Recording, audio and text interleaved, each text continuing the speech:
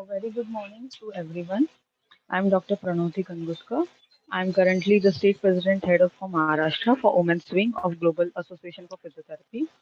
Today we'll discuss about the knee joint anatomy. The presentation includes the contents are like articulating surfaces, the menisci, the bursa, ligaments, movements performed at the knee joint, and the muscles involved. As I said, the contents of the today's webinar are bones involved in the region, the articulating surfaces, menisci, bursa, ligaments, movements performed at the knee joint, and muscles involved in the free movement. Coming to the knee joint is formed by the distal ends of the femur, proximal end of tibia, and the patella. So these three together form the knee joint. You see it in the you see it in the diagram. The distal end of the femur, the proximal end of the tibia, and the patella. These three together forms the knee joint. Coming to the articulating surfaces, the knee joint has two articulating surfaces. So one highlighted in green is the tibiofemoral surface, and the one highlighted in red is the patellofemoral surface. The patellofemoral surface is where the anterior aspect of the distal end of femur articulates with the posterior aspect of the patella, and the tibiofemoral surface is where the medial and lateral condyles of the femur articulates with the tibial condyles of the tibia. Here you can see clearly the patellofemoral, where the distal anterior aspect of the distal femur articulates with the posterior aspect of the patella, and the tibiofemoral, where the condyles of the femur articulates with the tibial condyle. Coming to the menisci, there are two menisci in the knee joint, the lateral and the medial. Both are of C-shaped. The lateral has no is smaller and does not have any extra attachment. It is smaller in shape, does not have an extra attachment, and it is fairly medial attachment to the tibial ligament.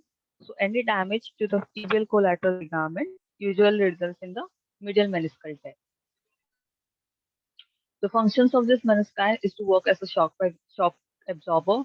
It deepens the articular surface of the tibia. It also prevents friction between the femoral and tibial condyles. Coming to the bursa, the knee joint has four bursa: the suprapatellar bursa, the prepatellar bursa, infrapatellar bursa, and the semimembranous. The suprapatellar bursa, highlighted in blue, it is an extension of the synovial cavity of the knee, located between the quadriceps femoris and the femur. The prepatellar bursa is found at the apex of the patella and the skin. The infrapatellar bursa is divided into two, superficial and deep. The deep bursa lies between the tibia and the patella, and the superficial lies between the patella and the ligament of the skin. The semimembranous bursa is located posteriorly in the knee joint between the semimembranous muscle and the medial head of the gastrocnemius. So these are the four bursa: the suprapatellar bursa, the prepatellar, the infrapatellar, and the semimembranous bursa. Coming to the next are the ligaments.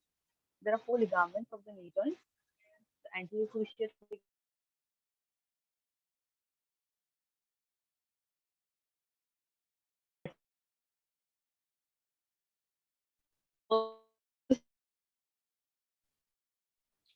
the medial collateral ligament is wide and flat, situated on the medial side.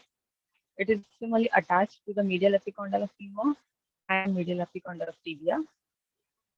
The lateral or the fibular collateral ligament is thinner and round and is proximally attached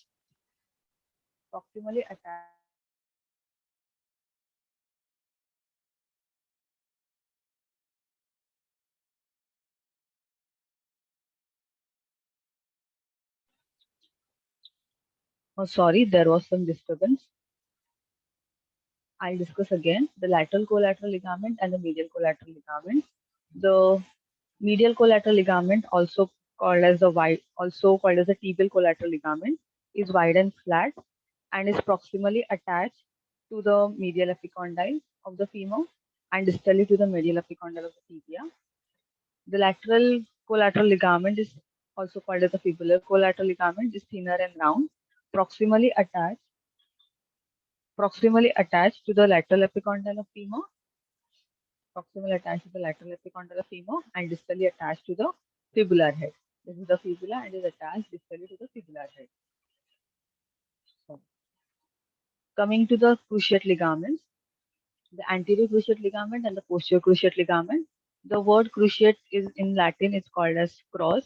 As these two ligaments cross each other, they are termed as cruciate ligaments. The anterior cruciate ligament is anteriorly attached to the intercondyle region of tibia. Here it is.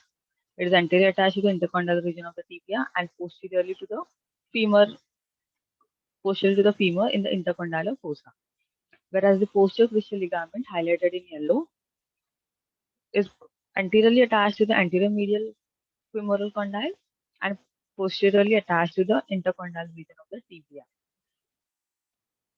The function of the anterior cruciate ligament is to prevent anterior dislocation, and posterior cruciate ligament is to prevent posterior dislocation of the knee joint. Coming to the movements, the 4 movements are performed by the knee joint: extension, flexion, lateral rotation, and medial rotation. Extension is performed by quadriceps femoris. Flexion is performed by the hamstring, gracilis, sartorius, and popliteus. Lateral rotation is produced by the biceps femoris, and medial rotation is produced by the semimembranosus, semitendinous, gracilis, sartorius, and popliteus. I'll revise it again. The extension is produced by the quadriceps femoris. Flexion is produced by the hamstring, gracilis, sartorius, and popliteus. Lateral rotation is produced by the biceps femoris. Medial rotation is produced by the semimembranous, semitendinous, gracilis, and sartorius, and popliteus muscle.